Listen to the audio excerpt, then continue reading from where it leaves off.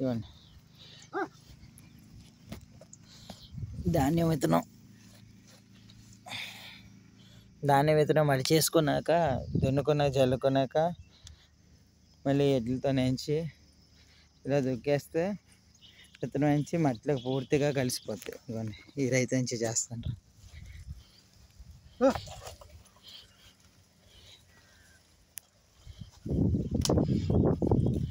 పూర్తిగా ధాన్యం వేయించి విత్తనం మట్టిలో కలిసిపోద్ది. ఈ కాలువగట్టు ద్వారా నీరు వదులుకుంటున్న వారం 9 రోజుల్లో మొలక వచ్చేస్తుంది. లేదంటే వర్షం పడుతుందన్నా వర్షం పడినా సరే మొలక వచ్చేస్తుంది. ఇలా ప్రతి ఒక్క రైతు కూడా మరి ఫస్ట్ ఆకు పూసుకోవడానికి ఎకరాకి అయితే ఒక బస్తా 30 కేజీల బస్తా పడుతుంది. 2 ఎకరాలకి అయితే 2 బస్తాలు ఇలా మట్టి చేసుకొని జల్లుకొని ఆకు పోసుకోవాలి. ధాన్యం వరి ఆకు పోసుకోవడానికి. అది ఇంకో విధంగా కూడా చేసుకోవచ్చు. అదేంటంటే ఇదే మడిలోని దమ్ము చేసుకొని చుట్టుపక్కల మట్టి ఎత్తుకొని ఆ దమ్ము చేసిన మడిలోని సేకరించిన ఈ ధాన్యం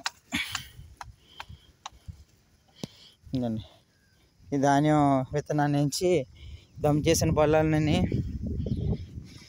నీరు ఉంటుండగా కొంచెం నీరు ఉంటుండగా జల్లేస్తే దమ్ చేసిన మెత్తగా ఉంటుంది కాబట్టి చిన్న బురదలో మెత్తగా ఉంటుంది కాబట్టి ధాన్యం కిందకి దిగిపోద్ది.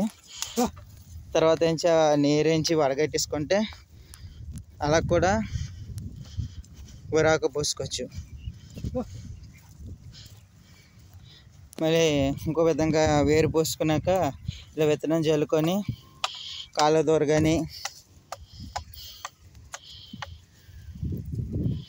నీరు కొట్టుకున్నాక మళ్ళీ చేతితో పిసికేస్తారు అన్నమాట విత్తనాన్ని బాగా కలటానికి. అలా కూడా ఏదండి నీరు ఉందండి పిసికి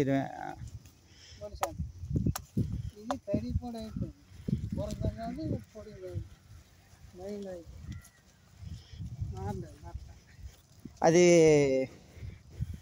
కొంచెం బురదగా మెత్తగా ఉంటే అలా పిసికిసుకోవచ్చు కదండి. పిసికిసుకుంటే బేగా ఆకు వచ్చేస్తుంది అన్నమాట. ఆకు వచ్చేస్తుంది.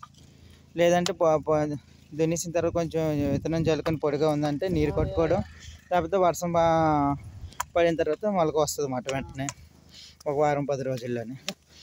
ఇలాగా దమ్ చేసిన తర్వాత కూడా విత్తనం ధాన్యం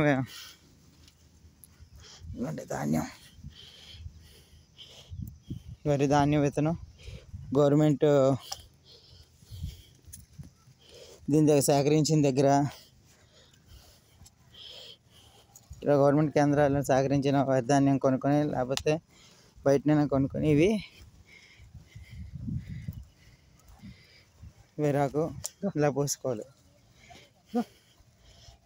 మరి కొత్తగా వ్యవసాయం చేస్తున్న ఎవరైనా సరే వరాకు పోసుకోవాలంటే ఇలాగా